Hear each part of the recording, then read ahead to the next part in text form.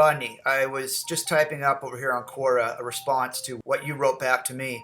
I decided it would be better to record this so that other people would have access to it as well if they go to my YouTube site, because the things that you're talking about are things that are very common that are happening, especially to the generation I believe you're in, which is the Gen Z, which is the highest vibrating generation in human history. When I mean by the vibrational, in terms of sensitivity, being connected. And so it's so funny for you to feel disconnected because not being understood. However, you're connected to the energy and the energy of what's going on. And especially right now. Okay. Hey, thank you for your kind words and to take the time to make this video.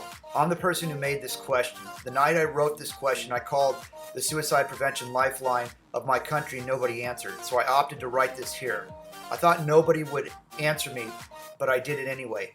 When I called, I didn't have any intention to hurt myself or to commit suicide, but I thought some professional could help me answer the meaning, everything I'm feeling most of the time. I can laugh, appreciate, and feel touched by beautiful things and get absorbed in my hobbies. That's what makes me think that life can be good. I'm interested into arts and such, but it doesn't change the fact that what I mostly feel is just apathy. I don't care, and my parents can see my behavior because it's evident how I neglect things like my homework and social life. I think that one of the main reasons why I act this way is because I feel there is a wall between me and most people. It's difficult to know people who can understand me and I can have meaningful conversations with.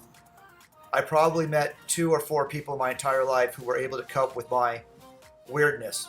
Many of the things you said were spot on. I really never felt coupled into this world or people around me. I've always felt somewhat lonely growing up, even if I had lots of people around me. I started using the internet as a way to escape that sense of not fitting and being bored everywhere. The next morning I wrote this question. I told my mother that I called the suicide prevention lifeline and tried to explain to her how I felt, but naturally she didn't understand and she didn't know why I was feeling like this. That if I had many material things and I didn't suffer inequality or poverty as many other people who are happy, according to her, and I gave up. It's not even the first time I try to make them understand and they never get it. Thank you, Rodney. I really appreciate your feedback. Feel free to reach out to me privately at andrew@askasalesrecruiter.com if you would like to go deeper into this discussion. I applaud you for putting yourself out there for the world to see on the internet, and others just knowing they aren't alone is great help. That being said, I am also open to discussing this more here publicly. I can tell from the comment you made about your parents referring to material things in terms of relating it to happiness that they are vibrating at a much lower level than you are and will never be able to truly understand you on a spiritual level. Suicide hotline doesn't hurt, but they are legally limited on what advice they can give. As you said, you wanted professional advice. If they answered from a spiritual perspective and then you hurt yourself or others, they then could be liable and dismissed from their position for not following the training manual.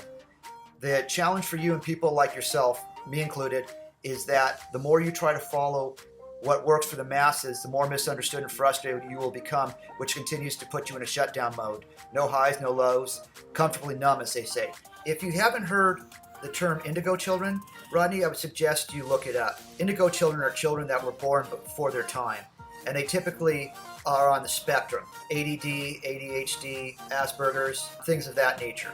And a lot of those kids are maligned. They feel like nobody understands them. They're so advanced. They're so far forward that they can't even communicate because the normal person on the street wouldn't even be able to understand what they're talking about or where they're coming from. And so a lot of times, you might have felt this way, just like talking to your mother, you keep on coming back to your mom and wanting, your human part of you wants recognition. She wants you to be able to see who you are, and you want that love. Don't give up on your mom, but at the same time, don't expect for her to understand you, because at the vibrational level, you can't make someone vibrate higher. It's something that happens in the next lifetime. So that when your mother's reborn, she'll be at a higher vibrational level. So don't worry about that. Trying to fix that. There's nothing you can do about that. I've had the same challenges with my parents. They try, and they try so hard, and they really want to understand me when I talk about spiritual things. And to them, they're in their early 80s, sounds crazy. But the fact that they're able to even listen it shows that they've gone far beyond what they would have ever gotten from their parents. Don't give up on your parents. Understand that they have a different system. It comes based on how they were raised and the time that they were raised in. Just see the things in your mother and your father, the things you love about them. The nature of being a child, you're going to continue to talk to them about these things. You'll probably continue to get rejected, but each time it'll be less and less. So Rodney, here's what you can do with your mom. And I'm not sure if your father's involved as well, but since you've mentioned your mother, let's talk about that. What you can do is really meet her where she's at, understanding that she's a young soul and she's learning. So she's actually learning from you. Try to flow instead of fighting. You're always going to want your parents' love, especially your mother's. You've spent 9 months in the womb and then were breastfed. That kind of connectivity doesn't matter if you're 18 years old or 88 years old. You're always going to have that connection to your mother, if not both your parents. Keep doing what you enjoy doing, and you will pull in other like-minded spirits and energies. As you do that, as you reach out, or it's not even necessarily you having to reach out in a physical sense, but just by posting stuff. Just the fact that you posted what you did, and then you responded publicly to what I sent to you really speaks to how much you want to connect, and you're helping people. What I'm going to do is, mentioned earlier, I'm going to post this on my YouTube channel and back here at Quora. Anybody who wants to reach out publicly, or you want to send an email to me at andrew@askasalesrecruiter.com, but you can also post on Quora. You can post on my YouTube channel. Everything's connected.